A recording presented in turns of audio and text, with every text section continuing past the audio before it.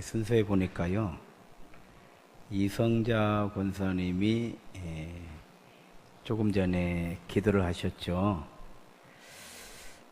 권사님 이렇게 기도하시는 거를 들으면서 야, 내가 이제 오늘 설교하기는 상당히 어렵겠다, 이런 생각을 했습니다. 왜냐하면 효자동 교회는 아멘 안 하시기로 약속을 하신 거죠?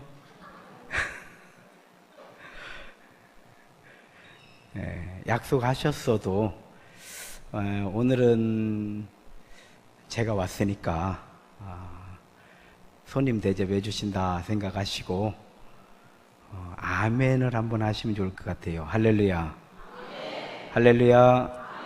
아멘. 소리 인사합시다. 주의 이름으로 사랑합니다. 잘 오시네. 한 번 더 인사합시다. 은혜를 충만하게 받읍시다.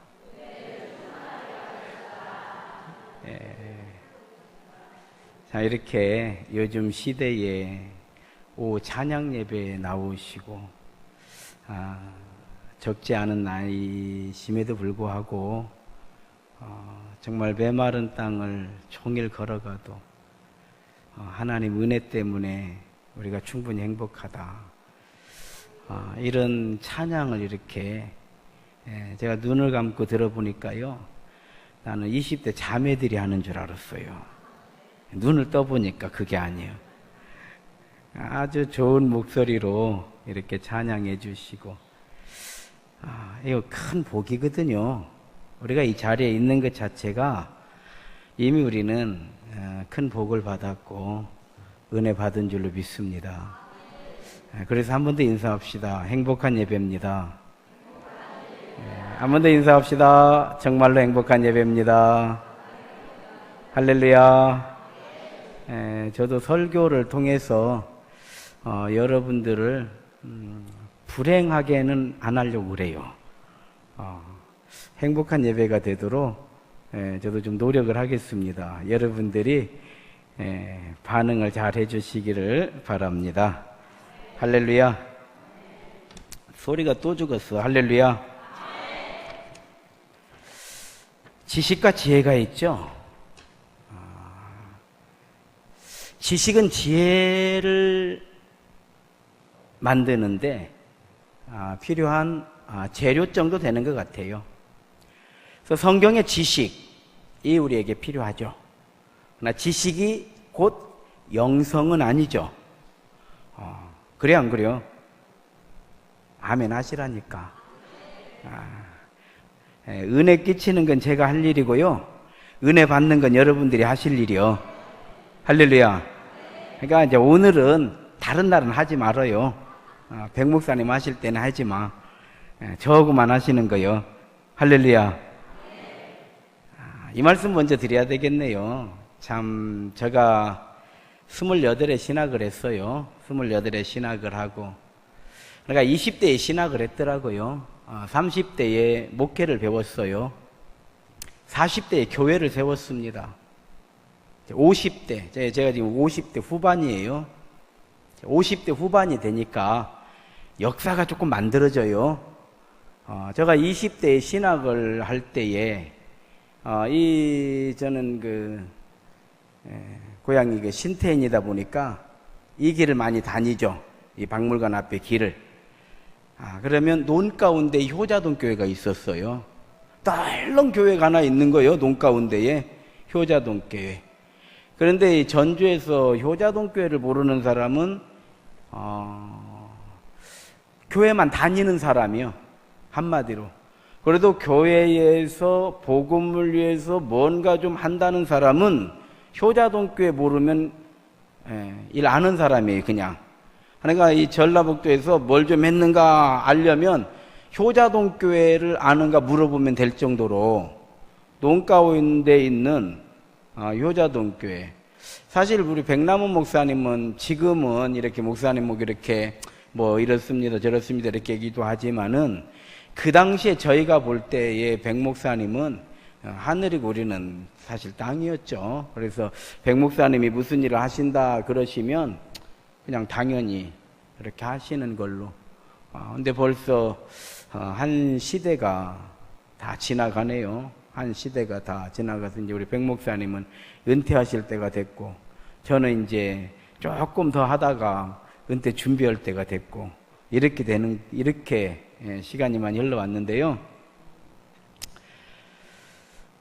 지식은 지혜를 만드는 도구, 재료에 불과하다. 그래, 성경을 많이 안다고 해가지고 믿음이 좋은 건 아니죠.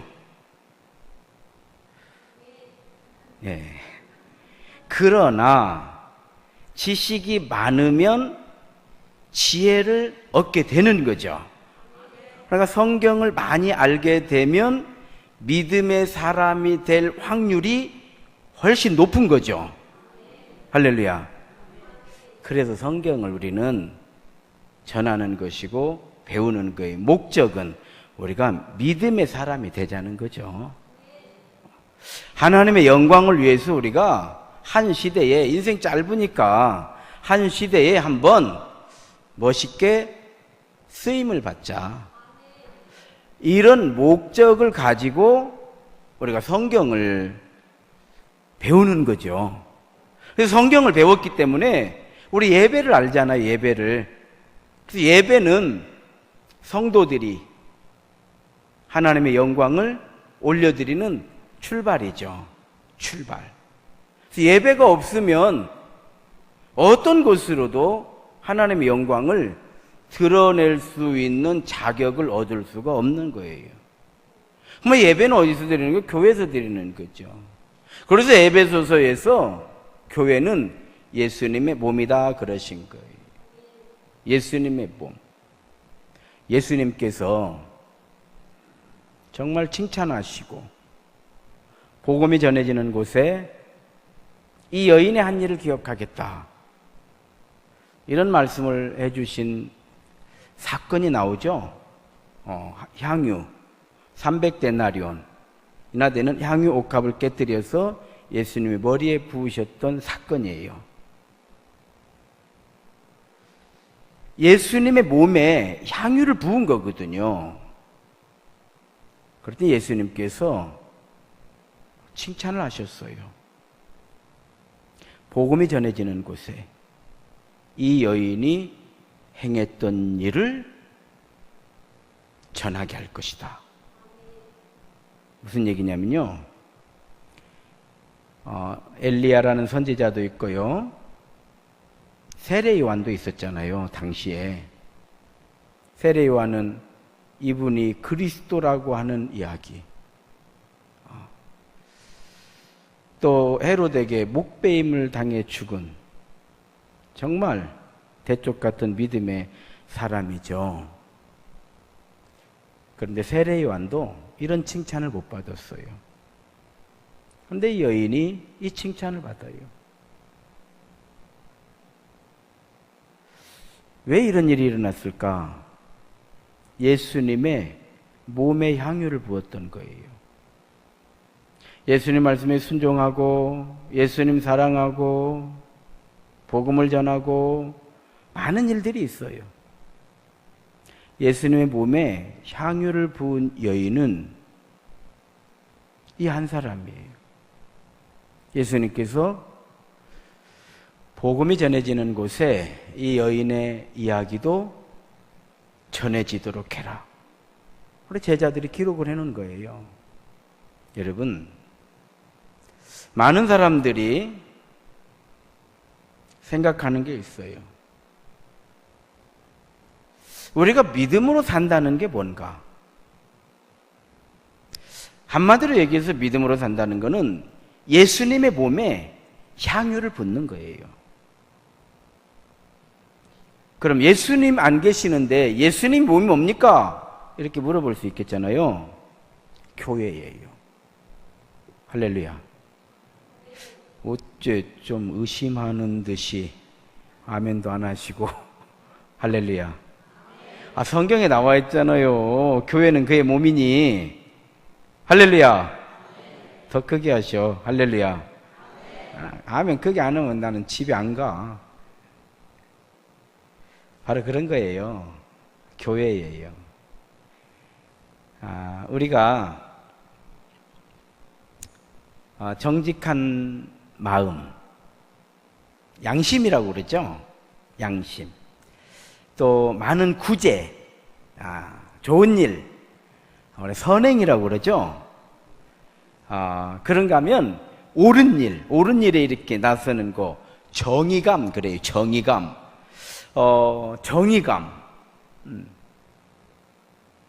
뭐 남을 위해서 내가 희생하고 봉사하고 헌신하고, 말씀드린 대로 선행이죠. 이런 모든 것들은 양심, 정의, 선행, 긍휼히 여기는 마음, 이런 것들은 한마디로 얘기해서 착한 사람이에요. 좋은 사람이고 칭찬받아 마땅한 사람이고 존귀 여김을 받을 사람이에요. 그러나 믿음하고는 상관없는 거예요. 구원하고도 상관이 없어요. 하나님의 영광하고도 아무 상관이 없어요. 그런데 그것이 교회 안으로 들어오면, 교회 안에서 양심대로 정의감을 가지고 긍휼히 여기는 마음으로 헌신하고 사랑하고 섬기고 이렇게 되잖아요. 이게 교회 안으로, 예수님 몸 안으로 딱 들어오는 순간 믿음이 돼. 은혜가 되고 영광이 되고 충성이 되고 순종이 되고. 할렐루야. 교회는 우리에게 너무 소중한 곳이에요. 교회가 없으면 목사도 있을 필요가 없어요. 몸이 없으면 생각도 없는 거예요. 우리 몸이 얼마나 소중해요. 사람이 아무리 멘탈 가지고 산다고 하지만, 너무 큰 거 아니에요, 소리? 나 잘 몰라서 이쪽에. 방송실. 아니, 물어보는 거예요. 너무 크지 않아요? 제가 이렇게 해도? 여러분들 고막 터질까 봐가지고. 예.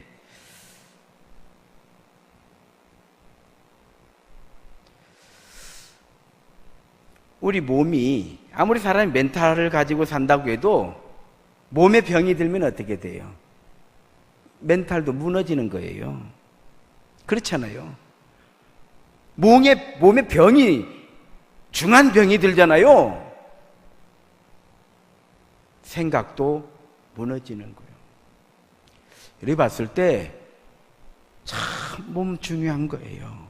몸 중요한 거예요. 젊음이라고 하는 거는 사실 우리가 좀 나이가 들었어도요, 몸은 겉사람은 웃배 하나 속은 날로 새롭다고 얼마든지 우리의 마음, 우리의 사상, 우리의 신앙관, 이런 것들은요 날이 갈수록 더 젊어질 수 있어요. 그런데 젊게 할 수 없는 게 있잖아요. 우리 몸이잖아요. 몸은 젊게 할 수가 없어. 그래서 몸이 나이가 들어 늙어지잖아요. 그러면 힘도 빠진대요. 뭔 일인지 모르겠지만 몸이 이렇게 중요해요. 교회는 뭐라고요? 예수님의 몸이에요. 그래서 우리가 교회에 사는 모든 것들을 통해서 믿음이 되는 것이고 헌신이 되는 것이고 충성이 되는 것이고 사랑이 되는 것이고 은혜가 되는 것이고, 그리고 하나님께서 약속하신 모든 것들이 이 몸 안에 있을 때 우리 안에서 믿음의 역사로 증거로 열매로 드러나게 되는 줄로 믿습니다. 할렐루야. 한 율법사가 물었습니다. 예수님께 찾아와서 선생님, 가장 큰 계명이 무엇입니까? 물었죠. 가장 큰 계명이 무엇입니까? 물었습니다. 예수님께서 말씀해 주셨죠. 마음을 다하고 힘을 다하고 성품을 다하고 주 너희 하나님을 사랑하라 하셨으니, 이것이 제일 큰 계명이요. 둘째도 이와 같으니 내 이웃을 내 몸과 같이 사랑하라. 이것이 율법이요 선지자의 강령이니라. 이 말씀 해주셨죠. 따라합시다. 이 말씀 해주셨잖아. 할렐루야. 정신줄 놓지 마시고 아멘 하시라고요. 이 소통하는 거에 설교는 저 혼자 이거 떠들고 갈 것 같으면 안 해도 되잖아요. 지금 난 알고 있는 거예요. 이 내용을. 뭔 얘기인지 아시겠죠? 여러분들하고 은혜를 나누는 거예요. 그러니까 여러분들이 은혜를 받아야 돼요. 할렐루야. 한번 따라 합시다. 가장 큰 계명. 가장 큰 계명. 사랑입니다. 자, 그러면 가장 큰 사랑이 뭘까요? 가장 큰 사랑. 뭐예요? 따라 합시다. 가장 큰 사랑. 십자가. 십자가죠. 부모의 십자가 없는 부모가 어디가 있어요? 그렇잖아요. 가장 큰 사랑 십자가. 하나님이 세상을 이처럼 사랑하사 독생자를 주셨으니 십자가잖아요. 이는 저를 믿는 자마다 멸망치 않고 영생을 얻게 하려 하심이라.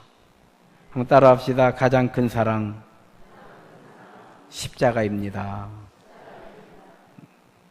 효자동 교회가 오늘 이만큼 되는 데에는 많은 성도들의 십자가, 또 우리 백남훈 목사님의 십자가, 사모님의 십자가. 십자가 없이 되는 일은 없어요. 사람이 칭찬받게 되고 인정받게 되고 사랑받게 되는 데에는 항상 십자가가 있다는 것을 우리는 알아야 되고, 사실 알고 있죠. 알고 있죠. 그런 가장 큰 은혜는 무엇일까요? 우리는 은혜 받아야 되는데, 오늘 또 뭐 은혜를 충만하게 받읍시다. 또 우리 권사님 기도하실 때 은혜와 사랑이 충만한 우리 효자동 교회 되기를 원합니다. 이렇게 은혜. 가장 큰 은혜가 뭐예요? 따라합시다. 가장 큰 은혜. 구원을 받은 것입니다. 베드로 사도는 그랬잖아요. 믿음의 결국은 영혼의 구원을 받은 것이다. 이 모든 것이 있다고 해도 우리는 모여 살기 때문에 교회라고 하는 예수님의 몸 안에 우리의 많은 지체들이 이렇게 모여 있기 때문에 결국은 믿음의 지혜가 필요하잖아요. 믿음의 지혜가. 가장 큰 지혜는 무엇일까? 이거는 정해진 답은 없을 것 같아요. 그러나 오늘 본문에 나와요. 가장 큰 지혜. 한번 따라 합시다. 가장 큰 지혜. 자족할 줄 아는 것입니다.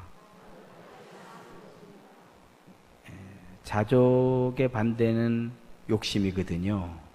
욕심이에요. 자족. 그렇죠. 아마 자족이라고 하는 단어를 쓸 때 성경의 말씀을 인용을 한다면 하박국 말씀이 될 것 같아요. 무화과 나뭇잎이 마르고 외양간에 서고 밭에 소출이 없고 우리의 양이 없을지라도 나는 여호와로 인하여 기뻐하리로다. 이러려면 자족이라고 하는 지혜가 있어야 돼요. 자족. 바울 사도에게 선교원금을 보내준 빌립보 교회에 편지를 보내면서 이런 말씀을 해주시는 거예요. 선교 초기에도 빌립보 교회는 나를 생각하고 나를 도왔다는 거예요. 선교 초기에도. 또 중간에도 빌립보 교회가 나를 도와줬다는 거예요.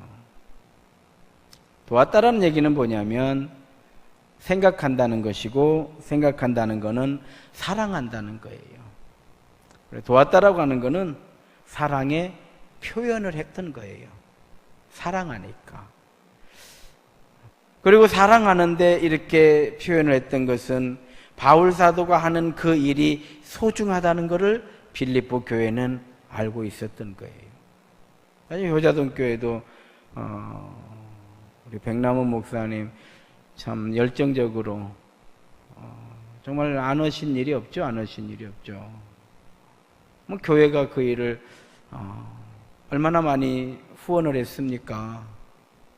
왜 후원을 해드렸느냐? 두 가지죠. 목사님 사랑하니까. 또 하나는 목사님 하시는 그 일이 소중하니까. 누군가 해야 되는데. 오늘 또 잠깐 뭐 좀 일찍 와서 백 목사님하고 이런저런 말씀을 나누고 백 목사님 이제 이렇게 쭉 이런 이야기 해주시는 걸 제가 들으면서 세상 일이라고 하는 건 뭔가를 하다 보면 오해가 많구나. 참 오해가 많아요. 저도 모르고, 저는 우리 백나무 목사님 하시는 일은 제가 다 알고 있다라고 생각을 했는데, 전혀 아니더라고요. 내가 모르는 또 이런 일이. 제가, 그러나 참 목사님, 이제 밖에 일을 하던 거 얘기하는 거예요. 교회 일 말고. 또 뭐 백 목사님 뭐 교회 얘기하셨는가? 백 목사님 뭐 저한테 교회 얘기하시겠어요? 사회 선교 많이 하셨잖아요, 백 목사님이. 그런 일을 하시면서 하나 이거 에피소드 같은 얘기를 해주시더라고요. 해주시는데 그러나 목사님 참 고생 많으셨네요.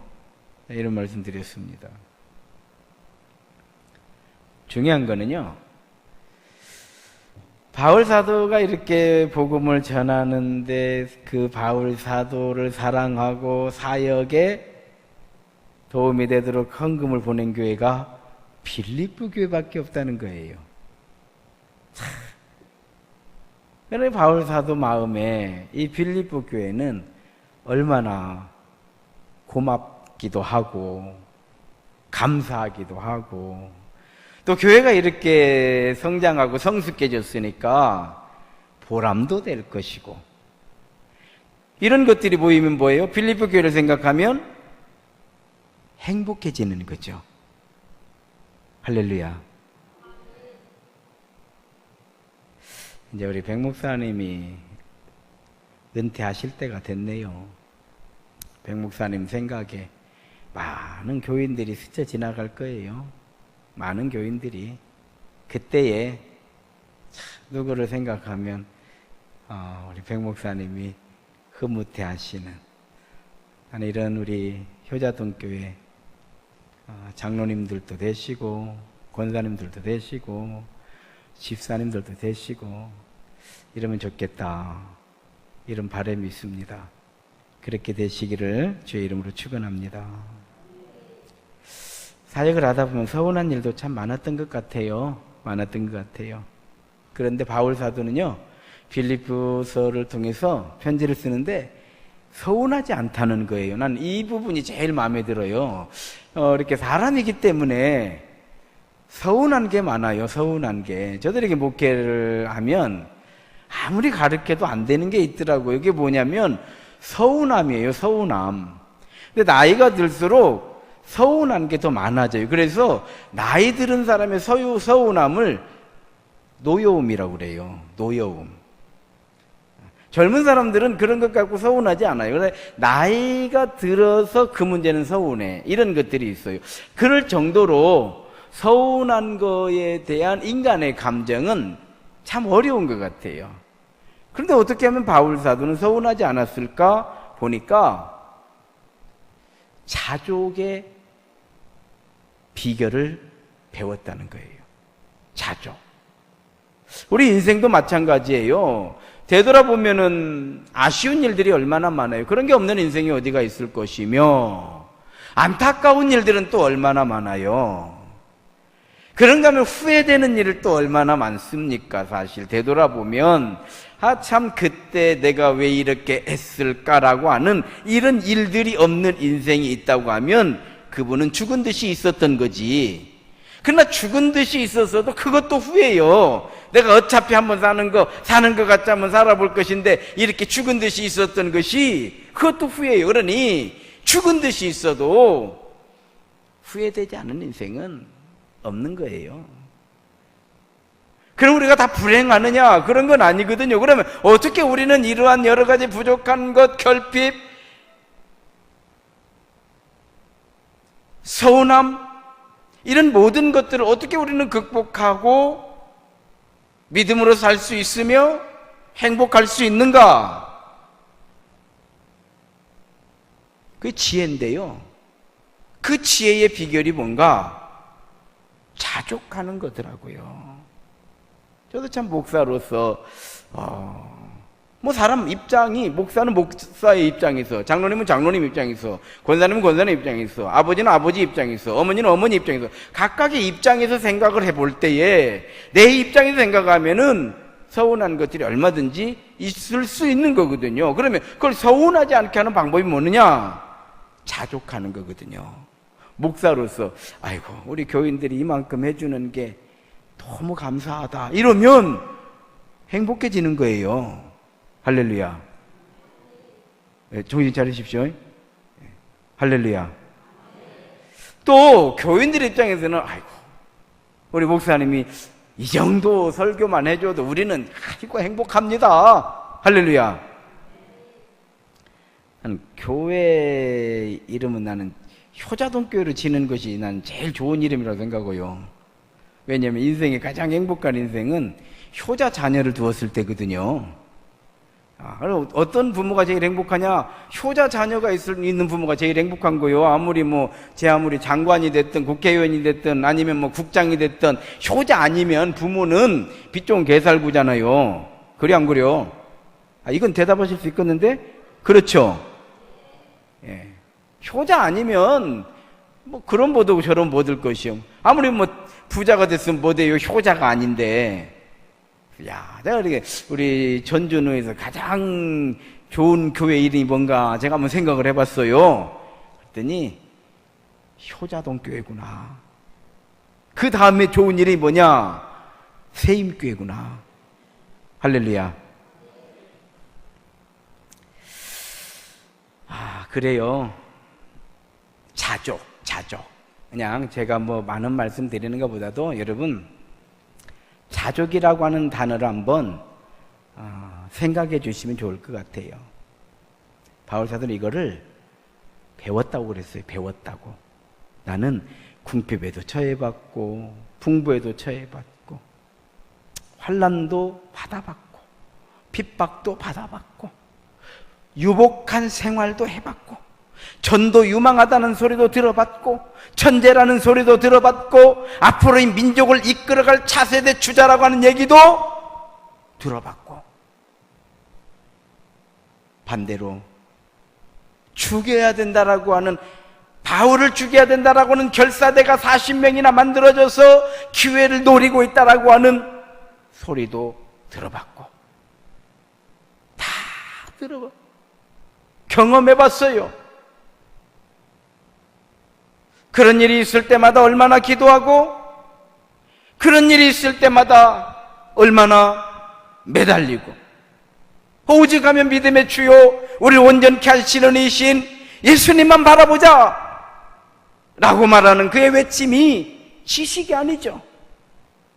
이 많은 고난과 역경과 환난의 터널을 지나가면서 얼마나 주님을 바라보고 하나님이 도와주시지 아니하시면 할 수 없습니다. 하나님 은혜가 아니면 안 됩니다. 나는 주님만 의지합니다. 살아도 하나님의 은혜요 죽어도 하나님의 은혜요 영광이 되기를 원합니다. 얼마나 외쳤으면 글을 남기는 거예요. 믿음의 주님을 우리들을 온전케 하시는 이신 예수님 바라봅시다. 할렐루야. 헌신이 그런 거죠. 그래서 여기까지 오신 거지 여러분이.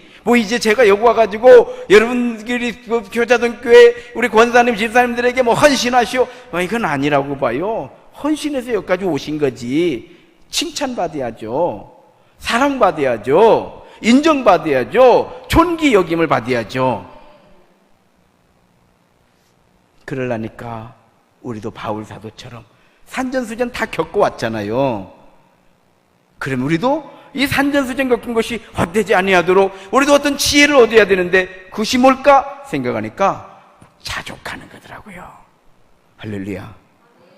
우리가 여기 있는 것만으로도 얼마나 감사해요. 얼마나 감사해요.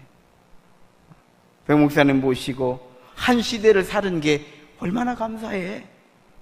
그래 안 그래요?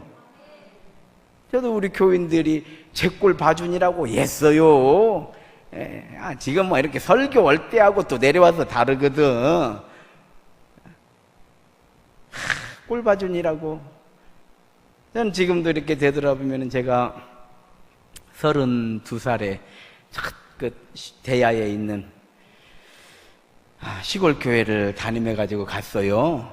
32살, 와, 다듬어지지 않은 돌이거든요. 돌멩이. 전도사 때,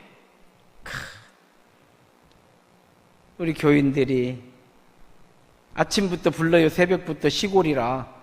뭐 새벽에 밥을 먹으러 오랴. 어느 집은. 전도사님 아침 식사 준비됐으니 식사로 오십시오. 나 아침도 안 먹는 사람인데, 뭔 아침부터 이 동네는 밥을 먹는가? 처음에는 이해가 안 되는 거. 가서 보면요, 동네 어른들이 다 모여 계셔. 뭔 일이냐, 그러니까 생신일이야. 그 시골은요, 이제 동네 그 어르신들 생신이 되면 아침을 그렇게 식사로 오시더라고. 지금 요즘 같으면 꿈 같은 이야기요. 새벽 6시부터 밥 먹으러 가는 거예요. 그러면 예수를 믿든 안 믿든 제가 와가지고 기도하기 전에는요, 수저를 안 들어요. 야, 참 이 동네 양반 동네네. 그래, 새파랗게 젊은 32살 된 이 전도사가 기도를 하고 나면 그때 뭔 말인지도 몰라. 이분들은 예수 믿는 분도 있지만 안 믿는 사람이 대부분이에요. 그때 식사들을 하시는 거예요. 야, 참, 우리 교인들도요, 성질 급한 저를 이렇게 섬겨오시니라고. 그래, 지금도 이렇게 되돌아보면은 그 교인들이 제일 감사해요. 지금 현재 있는 우리 새힘교 교인들 뭐 감사하지만 정말 제가 다듬어지지 않았을 그때에, 목사도 아니고 전도사 때에 전도사님 이러면서 저를 섬겨주셨던, 그러죠. 그분들이 뭐 전도사가 이려, 뭐 전도사가 되었고 뭐 성질이 저렇게 물떡같이 생겼어, 뭐 전도사가 뭐 설교는 왜 저래, 이랬으면 아마 나 그때 키 죽어가지고 지금 이 정도 오지도 못했을 것 같아요. 그때 키를 살려준 거예요. 키를 살려준 거예요. 제가요, 이런 얘기도 들어봤어요.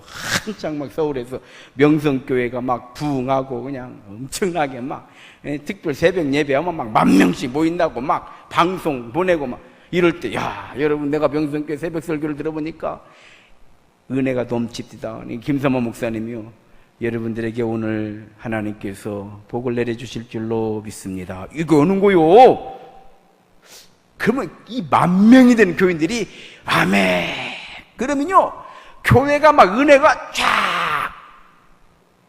근데요, 저도 할 수 있거든요. 여러분들에게 오늘 하나님께서 충만한 은혜를 내려주실 줄로 믿습니다. 제가 그런 얘기를 한번 했어요. 와, 정말 은혜되더라, 은혜돼. 그랬더니 저희 권사님이 저한테 그래요. 목사님 설교가 김삼환 목사님 설교보다 훨씬 좋아요. 안 잊어버려, 그 말은. 사실이 그렇다는 것이 아니고 그 이야기는 잊어버려지지 않아요. 지금도 늘 그렇게 말해준 그 권사님을 내가 고마워하고 있는 거예요. 그건 15년이 지났는데. 근데 사실 그분은 진심으로 했던 얘기는 맞아요. 듣기 좋으라고 한 얘기가 아니라 목사님 설교가 더 좋아요, 이렇게 얘기한 건 맞아요. 그러나 그건 주관적인 것이니까, 그건 주관적인 것이니까 사실은 그게 아니죠. 아니지만은 그분은 그런다는데 누가 뭐라고 할 거요? 그래 안 그래요? 그래요 안 그래요? 마음이 있는 거예요.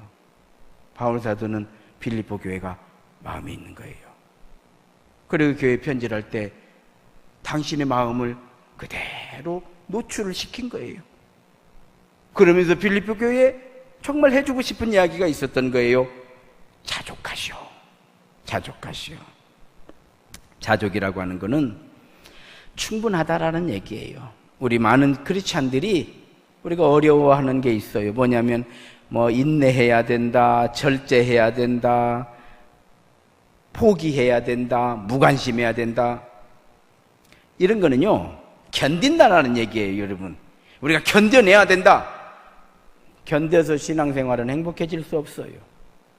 저는 어려서 이렇게 형제가 여럿이다 보니까요, 다투게 되잖아요. 다투면 이르는 거 일러, 이제 아버지한테 아니 어머니한테. 어려서는 엄마라고 그러잖아요. 엄마, 누가 동생이 아니면 누나가 이렇게 일러요. 저희 아버지가 이르는 거를 제일 싫어했어요. 저희 아버지는 이르는 순간, 이제 군대로 말하면 단체 기합이야.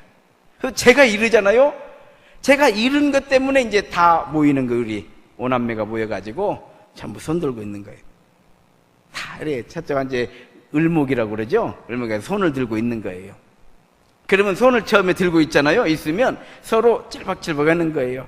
네가 왜 일러가지고, 걔 왜 잘못해? 이러면서 이제 찔박거리면서 손 들으면서. 그러면 저희 아버지가 그래요. 손 똑바로 들어라 그래요. 손 똑바로 들어라 하면 똑바로 또 올리는 거예요. 그런 식으로 5분 10분 지나잖아요. 말이 없어져요. 왜? 이거 아무것도 아닌 것 같지만 5분 지나잖아요. 10분 지나잖아요. 천근 만근데 이게 이래 내려와요. 그러면 또 똑바로 들어라 다시 올라가요. 우리가 깨달음을 주는 거예요. 우리가 인내하는 거, 우리가 참는 거, 우리가 견디는 거, 이거는 조금 할 수 있어요. 조금 할 수 있어요. 오래 하지 못해요. 한 번 더 따라 합시다. 가장 힘들게 하는 거, 가장 힘들게 하는 거, 지치게 하는 것이다. 인생 되돌아보십시오. 예수도요, 어떤 사람이 제일 힘드냐면, 알았어 갈게, 이 사람이 전도하기 최고 힘들어. 그렇잖아요. 알았어 내가 금방 가, 나 예수 교회 좋아요. 이러고 10년 가고 이러고 20년 가. 차라리 난 교회 못 가겠다, 난 교회 왜 가야 되는지 모르겠다, 나 예수 믿는 사람이 싫다, 이런 사람들이 전도돼. 엘라. 왜? 결단할 수 있는 기회가 아니에요. 지치게 하면 안 돼요. 지치게 하면. 그래서 자족이라고 하는 건 뭐냐면 충분하다는 거예요. 좋다는 거예요. 아무렇지도 않다는 거예요. 이게 자족이에요. 이제 내가 인내하는 게 아니에요. 아이고 내가 효자동 교회에서 내가 막 죽으나 사나 어쨌든 여기 붙어, 이건 자족이 아니에요. 교회가 이만하면 됐지. 이게 자족이에요. 아이고 이런 정도는 내가 감당할 수 있지. 하나님께서 이런 정도의 힘은 나한테 주신 것이지.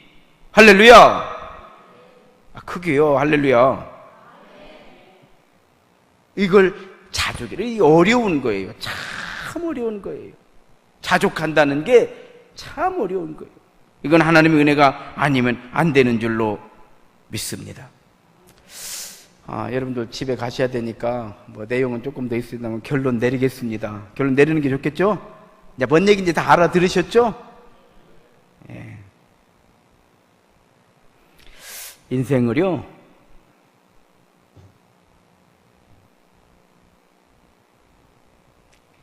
진정으로 행복하게 인도하는 것, 인도하는 길, 오늘 바울 사도가 우리에게 전해주시는 이 단어예요. 자족. 자족. 우리 속담에 99마지기 논을 가진 사람이 한마지기 논을 가진 사람의 그 논을 탐낸다고 그랬어요. 왜? 100이라고 하는 숫자를 채우려고. 즉 인간은 만족할 수 없다는 거예요. 눈은 보아도 족감이 없고 귀는 들어도 차지 아니하는도다. 받아도 채울 수 없는 단 한 가지 사람의 욕심이라고 그랬어요.